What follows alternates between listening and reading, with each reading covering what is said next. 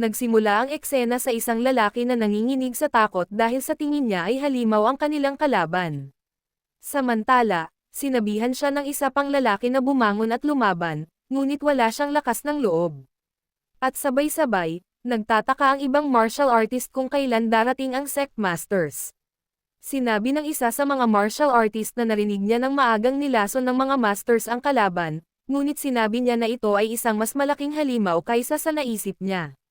Napagtanto nila na ang kanilang kalaban ay ang pinuno ng demonic cult sa isang kadahilanan. Gayunpaman, iniisip nila na ang pinuno ng demonic cult ay tao lamang at sa huli ay mapapagod siya. Kaya sinubukan nilang salakayin siya, ngunit pinapatay ng pinuno ang lahat ng sumusubok na umatake sa kanya.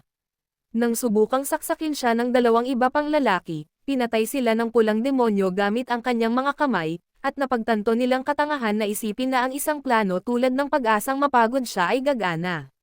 Samantala, iniisip ng isang lalaking nakatayo pa rin na may takot na narinig niya na ito ay isang madaling trabaho, ngunit sinabi niyang kung alam niyang magiging ganito ito, hindi na sana siya pumunta rito. Biglang pinatay ng cult leader ang lalaking iyon.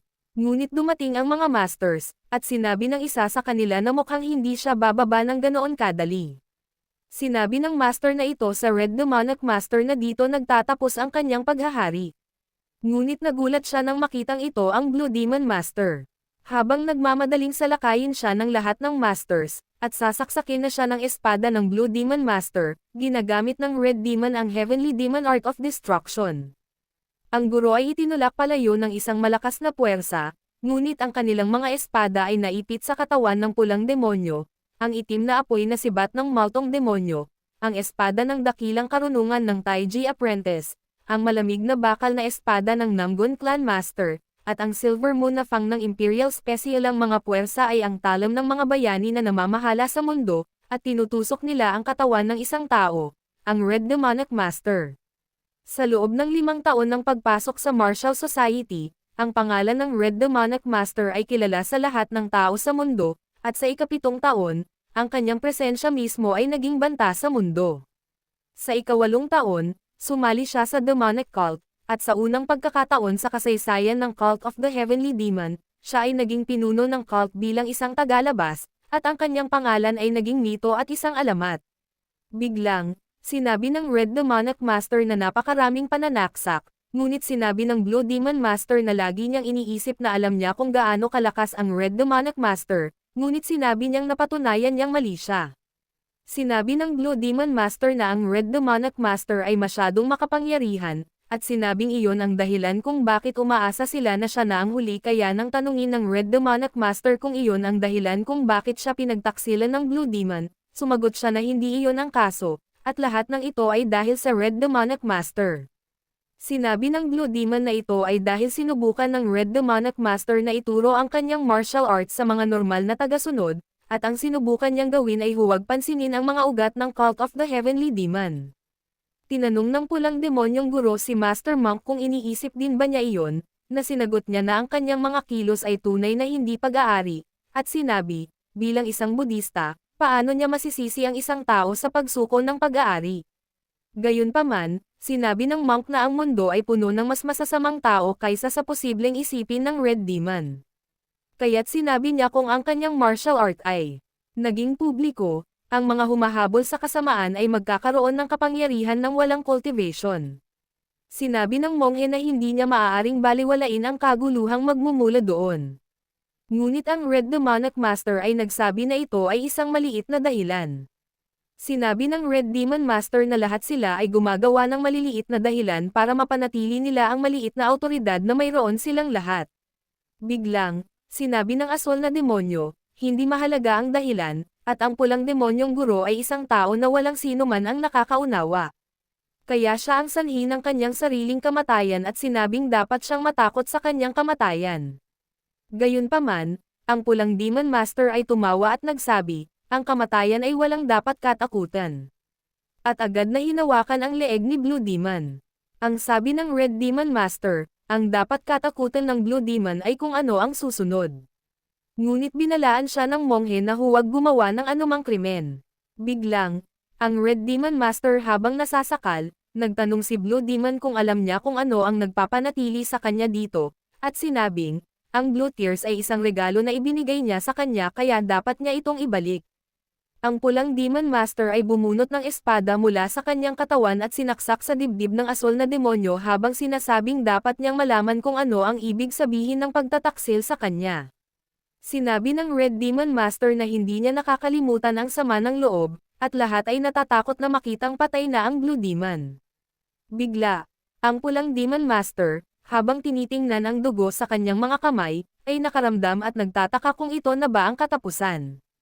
Kasabay nito, naaalala niya ang isang inumin na gusto niya, ngunit hindi niya maalala ang pangalan nito. Sa palagay niya ay nakalimutan na niya ang tungkol dito, ngunit ang sabi ay tila ang kanyang kamatayan ay nagpapaalala sa kanya ng mga panahong iyon na iniisip ng Red Demon Master na kung sakaling magkaroon siya ng isa pang pagkakataon, nais niyang magkaroon ng simple at normal na buhay, tulad ng iba. Biglang nagdilim ang lahat, at narinig ng Red Demon Master na may tumatawag sa kanya, kaya iniisip niyang may naririnig siyang mga bagay bago siya mamatay. Bigla siyang nagmulat ng mata, may nakita siyang batang babae na nagtatanong kung gising na siya. Sinubukan niyang bumangon at itanong kung nasaan siya, ngunit sinabihan siya ng nurse na huwag bumangon dahil nasugatan siya at nag-aalala siya dahil bumukas ang kanyang mga sugat. Sinabihan siya ng nurse na huminto sa paggalaw at sasabihing magdadala siya ng doktor. Ngunit naiintindihan niya na siya ay nasa isang ospital at nagtataka kung siya ay bumalik pagkatapos ng ilang araw na lumipas. Ang doktor ay sinusuri ang Red Demon Master, na ang pangalan ay Jinho sa mundong ito, at sinabi, ito ay kakaiba.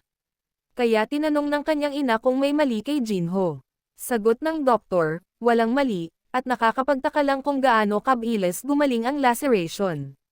Sa kabila ng ilang araw na naruroon si Jinho, sinabi ng doktor na minsan ay bumukas ang mga sugat. Kaya ito ay kakaiba. Samantala, naisip ni Jinho na dapat ay naging madali na lang siya sa chi meditation at nagpasya siyang mag-iingat mula ngayon. Biglang tinanong ng nanay ni Jinho ang doktor kung makakalabas na ang kanyang anak sa ospital. Sumagot ang doktor na mukhang nasa mabuting kalagayan si Jinho, ngunit hindi na kailangang magmadali. Ang sabi ng doktor ang mahalagang bahagi ay ang paghilom ng pinsalang nangyari sa loob. Kaya nakahinga ng maluwag ang mga magulang ni Jinho. Sinabi sa kanya ng ina ni Jinho na kailangan nilang bumalik sa trabaho, kaya babalik sila mamayang gabi. Nag-iwan siya ng pera para sa kanya at sinabihan siyang huwag mag-atubiling gamitin ito. Kapag sinabi ni Jinho, okay, nanay, nakaramdam siya. Nang galit dahil tinatawagan niya muli ang kanyang ina, ngunit naalala na sinabi sa kanya ng doktor na maaaring may problema si Jinho sa memorya, kaya sinabihan niya si Jinho na tawagan siya ng nanay na lang. Pagkatapos nito, umalis ang mga magulang ni Jinho at naisip ni Jinho na kailangan pa niyang masanay sa kanyang sentido sa mundong ito. Naalala ni Jinho na 20 taon na siya sa Jonghayon, kaya naisip niya na makatuwiran na nakaramdam siya ng awkward. Iniisip ni Jinho na ito ang naging ikatlong buhay niya, at hindi na siya ang Red Demonic Master, ngunit si Gwang Jinho, bago siya naging Red Demonic Master sa Jonghayon, namuhay na siya tulad ni Gang Jinho sa modernong mundo, at ang kanyang unang miserable ang buhay. Nawalan ng pamilya at mga paa si Jinho dahil sa isang aksidente, at pagkatapos mabuhay ng 15 taon bilang isang lalaking baldado, tinapos niya ang kanyang sariling buhay sa edad na 35 at, nang wala sa oras, sinimulan niya ang kanyang buhay sa Jonghayon, at ang kanyang pangalawang buhay, ay hindi madali, ngunit nagawa niyang mamuhay ng maluwalhating buhay bilang pula demonic master. Gayunpaman, ang buhay na iyon ay hindi rin nagtagal, at ngayon ay nagtataka si Jinho kung bakit siya bumalik sa modernong mundo. Tila sa kanya ay tila nag-rewind ang kanyang buhay. Higit pa rito, ito ay bago ang aksidente noong siya ay 18 at siya. Sa palagay niya ay hindi umabot ng higit sa 40 ang kanyang buhay. Iniisip ni Jinho na kahit pagsamahin niya ang dalawa, ito ay ilang dekada na lang ang kulang sa buong buhay niya. Hindi masasabi ni Jinho na maganda ang buhay nila, ngunit ngayon ay sa tingin niya ay nasa kanya na ang mga alaala ni Gang Jinho at ang kanyang karanasan bilang Red Demonic Master mula kay Jonghayon kaya plano niyang mamuhay ng normal sa pagkakataong ito, tulad ng lahat. Ilang sandali pa, si Jinho, nakatayo sa harap ng isang vending machine, ay nag-isip sa mga unang yugto ng buhay ni Jonghayon, may isang bagay na higit na nakaabala sa kanya na ang daloy ng oras ay nakalimutan niya ang pangalan ng kanyang paboritong inumin, ngunit nakita niya ito bago niya. Ang mga mata ay naaalala niya kaagad na ito ay tinatawag na Cola Jinho na tuwang-tuwa na inilabas ang pera dahil oras na para gamitin ito. Habang sinusubukan niyang ipasok ang bill at pinindot ang button para sa kanyang inumin, hindi tinatanggap ng makina ang bill. Ilang beses si Jinho trace, ngunit itinapon ng makina ang kwenta, na ikinairita niya, at nagtataka siya kung bakit hindi nito kinuha ang tala. Biglang, isang batang nakatayo sa malapit ang nagsabi na dapat itong makita pagkatapos subukan ng ilang beses, at nagtanong kung si Jinho ay isang dayuhan sa anumang pagkakataon. Pagkaraan ng ilang sandali, nakaupo sila sa labas na may hawak na coke, at ang bata, habang umiinom ng coke, ay nagtanong kung hindi pa ba nakikita ni Jinho ang coke dahil tinatitigan niya ito ng ganoon. Sinabi ng bata na ito ay mabuti, kaya dapat niyang inumin ito. Ngunit sinabi ni Jinho na siya ay may utang, at nangakong babayaran ang bata habang iniinom ito. Sinabi ng bata na ito ay isang lata ng soda, at sinabihan si Jinho na inumin ito. Kaya binuksan niya ang lata at humigop. Naalala ni Jinho na noong Jonghayon, nagsikap siya sa pagkopya ng lasa nito, ngunit wala ni isa sa kanila ang nagtagumpay. Habang tumatama sa lasa ang mabula nitong lasa, nagbago ang mga ekspresyon ni Jinho, ngunit nagsimulang tumawa ang bata at nagtanong kung ito ba talaga ang unang beses niyang inumin ito. Nakaramdam ng hiya si Jinho at sinabing matagal na niya itong inumin. Pero sabi ng bata, nakakatuwa. Tinanong ng bata si Jinho kung bakit siya nasa ospital, kung saan sinagot niya na siya ay nabangga ng kotse, at sa tingin niya ay tila isang babae ang bata. Sinabi ng bata na si Jinho ay hindi mukhang may sakit, at tinanong kung siya ay nagpapanggap kaya hindi na niya kailangang bumalik sa paaralan, na sinagot ni Jinho, wala siyang anumang intensyon na gawin iyon. Nang tanungin ni Jinho kung bakit nasa ospital ang babae, sinabi niya sa kanya na mahina ang puso niya mula nang siya ay isinilang, at sinabi niyang ayos lang siya ngayon, ngunit kung minsan ay napakasakit nito. Sabi ni Jinho, sayang naman at hindi siya makakapunta sa paaralan. Ngunit sinabi ng bata na wala siyang pakialam, dahil lahat ay binubuli siya. Sinabi ng batang babae na ang doktor ay nagsabi na ang operasyon ay hindi rin gagana, dahil ang puso ay napakaliit, at naaawa siya sa kanyang mga magulang kapag sinabi ng batang babae na malamang na hindi na siya aalis ng ospital sa buong buhay niya. Iniisip ni Jinho na mature na siya para sa kanyang edad, at iniisip niya na ito ay dahil maaga siyang dumaan sa mga paghihirap sa buhay. Nakikita ni Jinho ang ilang bakya sa kanyang mga meridian, at nakikita niya ang hindi nakasirculate na sikay na labis na nakakasira at nakakasira sa kanyang katawan. Gayunpaman, maaaring maayos ang mga ito, at naisip ni Jinho na kailangan lang niya ang mga barado na meridian para sumambulat ng mas malakas na puwersa. Iniisip ni Jinho na hindi ito dapat maging mahirap, ngunit biglang tinawag ng kanyang ina ang pangalan niya na Jiyeon. Sinabi ni Jiyeon na makikita niya si Jinho mamaya at aalis na siya, ngunit tinanong ni Jinho kung ano ang kanyang gagawin kung siya ay gumaling, kung saan siya ay tumugon na gusto niyang mamuhay tulad ng lahat, pumasok sa paaralan, maglaro at mga bagay na katulad nito. Ngumiti si Jinho, at nang makita siyang umalis kasama ang kanyang ina, sinabi niyang sisiguraduhin niyang babayaran siya. Pagkatapos nito, itinapon ni Jinho ang lata sa basurahan at naisip na kailangan niyang pumasok sa paaralan ngayon. Kaya't sinusubukan niyang alamin kung saang grado siya kung siya ay 18. Samantala, isang lalaking nakasuot ng hoodie ang dumaan kay Jinho at dumudugo ang kanyang binti, ngunit napansin ni Jinho na ang kanyang mga mata ay mukhang delikado pagkaraan ng ilang sandali, nang gamutin ng doktor ang lalaking iyon, sinabihan niya itong tumawag ng ambulansya sa susunod, kung siya ay masaktan ng ganito, ang sabi ng doktor na ito ay medyo mapanganib, ngunit ang taong iyon ay nagsasabi sa kanya na ito ay mula sa isang construction site sa malapit. Sinabihan ng doktor ang lalaking iyon na tandaan na ang katawan ay may mga limitasyon, at sinabing ito ay tila isang sugat na nabutas mula sa isang metal na bagay.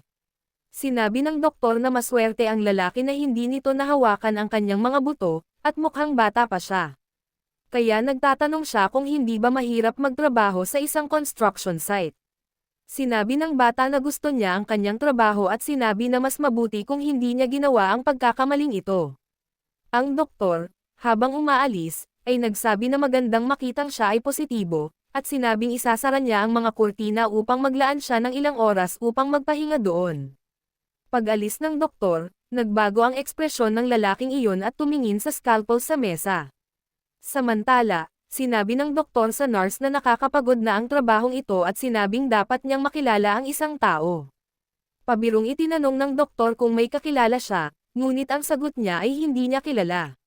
Biglang, 3 lalaki ang dumating doon, at ang isa sa kanila, habang ipinapakita ang kanyang pagkakakilanlan, ay nagsabi na siya ay si Detective Lee Jong mula sa Silangang Police Department. Sinabi ng tiktik na kailangan nilang magtanong ng ilang mga katanungan. Kaya nagtatanong ang doktor kung paano niya sila matutulungan. Sinabi ng tiktik na hinahabol nila ang isang tumatakas na sospek ng isang kalapit na kaso, at hinahanap nila ang sospek sa mga kalapit na ospital. Tanong ng detective, based on the fact na may gunshot ang lalaki sa paa, kung may mga emergency na pasyente na pumapasok sa isip ng doktor, nag-isip sandali ang doktor at sinabing, baka meron. Ngunit samantala, ang taong iyon ay umalis sa ward. Sa kabilang banda, naiinip na si Lee Yoon, at wala rin ang nanay niya, kaya wish niya kung may makakasama siya. Bigla niyang naisip na baka dapat niyang puntahan ang coke guy, ngunit iniisip niya kung saan niya ito mahahanap. Samantala, ang lalaking ginagamot kanina ng doktor ay dumating malapit sa kanya, at habang inilalabas ang scalpel, sinabi kung ano ang malapit nang mangyari ay walang kasalanan. Samantala, ang mga tiktik ay dumating na tumatakbo doon, ngunit ang taong iyon ay hinawakan si Yoon at sinabing siya ay isang malas na tao na nagkataong natisod sa isang mas malas na bata. Sa kabilang banda, si Jinho ay nanonood ng telebisyon, at isang bagay na natutunan niya mula sa ilang araw sa ospital ay ang telebisyon ay talagang kapansin-pansin, sa palagay ni Jinho, kumpara kay Jong Hayon, kung saan ang libangan ay limitado sa marahil sa ilang mga opera ng Beijing at pamamangka, ang maraming channel ang telebisyon, bawat isa ay puno ng impormasyon at libangan, bagamat kailangan pa niya ng ilang oras upang maunawaan ang modernong katatawanan at higit pa rito, ito ay isang mahusay na paraan para sa kanya upang makakuha ng maraming impormasyon sa mabilis na paraan. Biglang, narinig ni Jinho ang tagapagbalita na nagsasabi na ang sospek ng isang kamakailang insidente ng sunod-sunod na pagpatay ay tumakas matapos saksakin ang isang pulis. Sinabi ng tagapagbalita na ang sospek ay binaril ng pulisya at tumatakbo, ngunit ang eksaktong kinaroroonan nito ay hindi pa makumpirma. Napagtanto ni Jinho na ang modernong mundo ay mas sensitibo tungkol sa kamatayan, dahil pabalik sa Jong Hayon, ang isang pangyayaring tulad nito ay hindi nakaakit ng pansin ng sinuman. Nagtataka si Jinho kung bakit kakaiba ito, dahil dapat pareho silang tao. Si Jinho ay naiinip na sa buhay sa ospital, ngunit bigla niyang nakita ang ilang mga gwardya na tumatakbo sa labas ng ospital at iniisip kung ano ang nangyayari. Lumabas si Jinho sa kanyang silid at nakita niyang may mga taong nagkukumpulan, napagtanto niyang may nangyayari. Narinig ni Jinho ang mga taong nag-uusap tungkol sa isang serial killer na may anak bilang hostage, at iniisip niyang baka ang lalaking nakita niya kanina ang dumaan sa kanya. Iniisip ni Jinho na wala ito sa kanyang negosyo, kaya nagpa siyang bumalik sa kanyang silid bago siya masangkot. Habang papaalis si Jinho, narinig niyang sumigaw si Hee, at agad siyang tumalikod para tingnan kung siya iyon. Samantala, tinanong ng tiktik ang pumatay kung sa tingin niya ay makakatakas siya. Isang sitwasyong tulad nito, at binabalaan siya na huwag lumala ang mga bagay at hayaan ang bihag. Sinabihan ng detective ang serial killer na gawin iyon at sinabing hihilingin niya sa hukom na palawigan ang kanyang sentensya. Sinabi ng pumatay kay Detective Lee Jong na naisip niyang mas kilala nila ang isa't isa kaysa doon, at sinabing nabigo siya na seryosong inisip ng tiktik na gagana ang negosasyong tulad nito. Kinakamot ng killer ang leeg ni Yoon gamit ang scalpel at sinabing dapat malaman ng detective kung ano ang gagawin niya kapag sinubukan ng detective na bumili ng oras tulad nito. Ang tiktik ay sumigaw sa pumatay na huminto at nagtataka kung ang psychopath na ito ay tinatangkilik ang sitwasyong ito. Si Detective Lee Jong, sa tingin niya ay hindi niya dapat pinasigla ang pumatay ng ganoon, at iniisip kung siya ay gumawa ng maling tawag. Sa pinakamasamang kaso, maaaring patayin ng pumatay ang bata at makatakas. Kailangang bumili ng oras ng detective hanggang sa mag-set up sila ng mga bagay sa labas. Biglang, sinabi ng pumatay na medyo halata ang tiktik dito, at sinabihan ang Tiktik na buksan ang daan, o laslasin niya ang palso ng bata. Nag-aalala ang Tiktik, at sinabi ng pumatay na nabasa niya ito mula sa isang libro dati, ngunit sinasabing malamang, ang mga tao ay namamatay kapag nawalan sila ng 30% ng kanilang dugo. Sinabi ng pumatay na madudulas niya ang art area at magkakaroon siya ng isang lugar sa pagitan ng 3 minuto at 1 oras upang mabuhay. Sinabi ng pumatay na hindi niya makontrol kung gaano siya dumudugo, ngunit susubukan niya ang kanyang makakaya, dahil siya ay isang mahalagang hostage. Ibinigay sa kanila ng mamamatay tao ang huling babala na lumayo sa kanyang paraan, at hindi sinasadya ng Tiktik na sabihin sa mga opisyal na palayain siya. Kapag sinabi ng isang opisyal sa Tiktik na hindi nila maaaring palayain ang pumatay, sinabi ng Tiktik na alam niya kung ano ang nangyayari, at sinabing kailangan nilang iligtas ang bata. Una, inutusan ng Tiktik ang mga opisyal na buksan ang daan, at ginagawa nila ito habang masama ang pakiramdam ng mga tao. Galit din ang Tiktik, dahil wala silang ibang paraan. Masaya ang pumatay, iniisip na nanalo na naman siya. At nagtataka kung bakit hindi alam ng mga idiot na ito. Ang simpleng sagot ay iwanan na lang ang bata. Iniisip ng pumatay na ang mga batas at etika ng lipunan ay para sa mahihina, at sa huli, ang malalakas ay nabubuhay at ang mahihina ay namamatay. Iniisip ng killer na nakaligtas siyang muli sa pagkakataong ito, at iniisip kung ilan pa ang napatay niya. Pero biglang nakita ni Yoon ang lalaking cope na nakatayo sa harapan niya. Ang detective na may pag-aalala ay nagtanong kung sino siya at sinabihan si Jinho na umiwas. Pero tahimik lang siyang nakatayo. Iniisip ng killer na siya ay isang high school, ngunit bigla siyang nagulat nang maramdaman ang isang halimaw na parang aura mula sa kanya.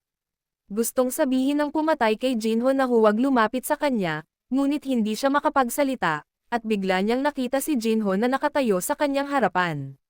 Sinabihan ni Jinho ang killer na iwan ang bata, na ikinagalit ng killer, at sinubukan niyang saksakin si Jinho, ngunit sa isang iglap, nabali ni Jinho ang kanyang braso, na ikinagulat ng lahat, at nahulog ang scalpel mula sa kamay ng killer.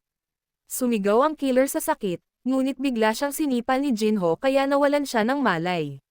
Samantala, nabigla ang mga opisyal nang makita ito, ngunit tinanong ni Jinho si Yoon kung okay lang siya, at sinabing nagulat siya. Biglang naging emosyonal si Yoon, at nagsimula siyang umiyak, ngunit agad na inutusan ng detective ang mga opisyal na arestuhin ang pumatay, at sinunod nila ang mga utos. Pagkaraan ng ilang sandali, ang Tiktik ay nakaupo sa harap ni Jinho at nagtatanong kung siya ay nagtaekwondo o isang bagay na katulad nito. Ngunit si Jinho, nang hindi tumitingin sa detective, ay tumango. Ang sabi ng Tiktik, ang mga bata ngayon ay napaka-reckless. At sinabing maswerte si Jinho na naging okay ang hostage. Ang sabi ng Tiktik, kung nagkamali, ito ay naging kasalanan niya, na nagre-resulta sa pagsisisi sa kanya ng mga magulang. Sinabi ng media na ang mga walang kwentang pulis ay nagpapatay ng mga tao, at ang kanyang pamilya ay hindi pinapansin dahil sa pagiging isang kaayla-hilakbot na ama. Kinakabahang humingi ng paumanhin si Jinho sa detective, ngunit tinanong ng detective kung kilala niya ang bata, na sinagot ni Jinho na siya ay nasa utang nito. Sinabi ng Tiktik na hindi kapanipaniwala na nagpa siya si Jinho na maging isang bayani tulad niyan, at sinabing maganda ang kanyang ginawa, ngunit hindi ito nangangahulugan na dapat niyang gawin iyon. Gayunpaman, sinabi ng Tiktik na nahuli nila ang pumatay dahil kay Jinho at nagpasalamat sa kanya, ngunit si Jinho, na nakangiti, ay nagsabi, walang problema. Pagkatapos noon, binisita ni Jinho si Yoon sa kanyang ward, at tinanong ng nurse kung ito ang unang beses niyang bibisitahin siya sa isang ward. Ang sabi ng nurse, nagkaroon ng seizure si Yoon pagkatapos ng insidente, at hinahanap niya si Jinho bago siya nakatulog. Sabi ng nurse, takot na takot daw si Yoon, pero pinatahimik siya ni Jinho. Nang tanungin ni Jinho ang nurse kung may sakit si Yoon, sinagot niya na ang mga seizure ay napakasakit, at sinubukan itong itago ni Ji-yoon, ngunit talagang masama sa pakiramdam na makita siyang sumusubok. Biglang binigyan ng nurse si Jinho ng coke at sinabing hiniling sa kanya ni Yoon na kunin ito para sa kanya. Sinabi ng nurse na kailangan niyang pumunta sa ibang lugar, at tinanong kung aalagaan ba ni Jinho si Yoon hanggang narito ang kanyang ina. Pumayag naman si Jinho, at pag-alis ng nurse, sinabi ni Jinho na mukhang may utang na naman siya kay Yoon. Naisip ni Jinho na gusto rin ni Yoon na mamuhay ng normal na tulad niya, kaya nagpasya siyang bayaran siya at sinimulan siyang gamutin gayunpaman. Sabi niya, mukhang mas mahirap ang pamumuhay ng normal kaysa sa inaakala niya. Kinabukasan, nakaupo sina Jinho at Yoon sa isang bench sa labas ng ospital at umiinom ng coke. Sinabi ni Yoon na nagulat siya nang magpakita si Jinho ng ganoon, at para siyang knight in shining armor. Biglang sinabi ni Yoon na narinig niya na madi-discharge na si Jinho bukas, at hinihiling na siya na iyon. Ngunit sinabi ni Jinho na narinig niyang bumuti na rin siya. Sinabi ni Yoon na tama siya, at nakakapagtaka, dahil kanina, 4 hanggang 5 beses sa isang araw, ngunit ito ay gumaling kahapon, at sinabi ng doktor na maaari siyang umalis sa ospital sa lalong madaling panahon. Sabi ni Ji Yoon, siguro nagulat ang puso niya na dahil sa pangyayaring iyon, nakalimutan niyang magkasakit, pero alam ni Jinho na dahil bumalik sa normal ang daloy ng kay niya. Biglang nagpasalamat si Yoon kay Jinho at hiniling na manatiling malusog at huwag nang bumalik sa ospital. Sinabi ni Yoon na umaasa siyang magkita silang muli sa isang lugar sa labas ng ospital, at sinagot ni Jinho na magkikita sila sa susunod na araw. Nang si Jinho ay bumalik sa unang pagkakataon sa mga edad, may isang bahay na bumabati sa kanya ang amoy ng luto ng kanyang ina at ang kanyang kapatid na babae ay biglang, tinanong ng kapatid na babae ni Jinho kung ano ang problema sa kanya, at sinabi na siya ay wala lamang ng ilang araw para sa Japan tour, at hindi lang siya nabangga ng kotse, pati siya narinig niyang sinubukan niyang maging bayani sa ospital. Tinanong ni Jinho kung sa palagay niya ay siya ay isang aktwal na bayani o isang bagay, at kung bakit hindi siya maaaring manatiling normal sa isang sandali. Gayunpaman, hindi pinapansin ni Jinho ang kanyang mga tanong. Galit na galit niyang itinanong kung nakikinig ba ito sa kanya, kaya't nasasabi niyang hindi niya gaanong nawawala ang bahaging ito. Naalala ni Jinho si Gang bilang kanyang nakababatang kapatid na babae at nagpunta siya sa Japan sa ilang ahensya para maging isang celebrity o isang bagay na katulad noon. Samantala, sinabi ng kanyang ina kay Yunyang na nagligtas siya ng isang bata. Kaya ayos lang, pero sabi ni Yunyang dapat pinapagalitan ng kanyang ina si Jinho dahil sa ginawa niyang ganoon. Ibinalita ng kanilang ina na nagawa na niya iyon noon pa. Dumating si Yunyang at habang may hawak na kutsilyo, binalaan si Jinho na huwag na ulit gagawa ng ganoon. Agad namang sumagot si Jinho na mag-iingat na siya mula ngayon. At sinabihan ng kanyang ina si Yunyang na itigil na ang pang-aabala sa kanyang kapatid.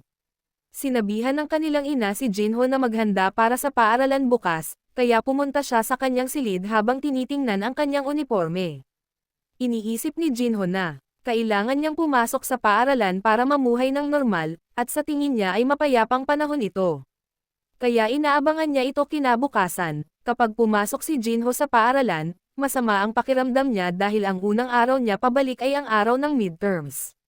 Walang alam na tanong si Jinho dahil ang huling pagkakataon niya sa paaralan ay 50 taon na ang nakakaraan, at wala siyang alam. Gayunpaman, iniisip niya ang buhay. Itinuro pa rin sa kanya ang ilang mga trick, at naaalala pa rin niya kung paano haharapin ang isang sitwasyong tulad nito.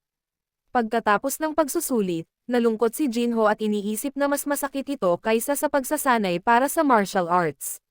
Biglang tumawag kay Jinho ang isang estudyante at sinabing si Jinho ay gumagawa ng nakakatakot na mukha buong araw. Tinanong ng estudyante kung galit si Jinho na hindi siya binisita ng 2 pang estudyante sa ospital. Sinabi ng bata na ikinalulungkot nila dahil hindi nila alam kung saang ospital siya naruroon. Naalala ni Jinho na ang pangalan ng bata ay Yang, ngunit hindi niya naaalala ang 2 pa. Sinabi ni Jinho kay Yang Jo na wala siyang pakialam, ngunit sinabi ni Injo na tila galit siya, kaya dapat silang pumunta sa isang silid ng PC at sabihing babayaran niya si Jinho. Natarante si Jinho, ngunit sumama siya sa kanila, at sa kanyang pagpunta, naalala niyang naglalaro silang 4 noon. Iniisip ni Jinho kung gaano nakatagal mula noong huli siyang magkaroon ng ganitong payapang sandali, at kapag nakikita niyang nagbibiroan ang iba, iniisip niya kung ganito ba ang pakiramdam ng magkaroon ng normal na buhay. Hindi tulad ng kanyang mga alalahanin, si Jinho ay mabilis na naka-adapt sa modernong mundo, nakikipag-hangout kasama ang mga kaibigan, napapagalitan ng guro dahil sa kanyang mga grado at naging malapit sa kanyang mga kapamilya. Iniisip ni Jinho na tila nagsimula siyang magkaroon ng mga inaasahan dahil sa lugar na ito, na balang araw ay malalanta ang pula, ang demonic master sa loob niya at mabubuhay siya ng normal bilang gang. Ganon si Jinho.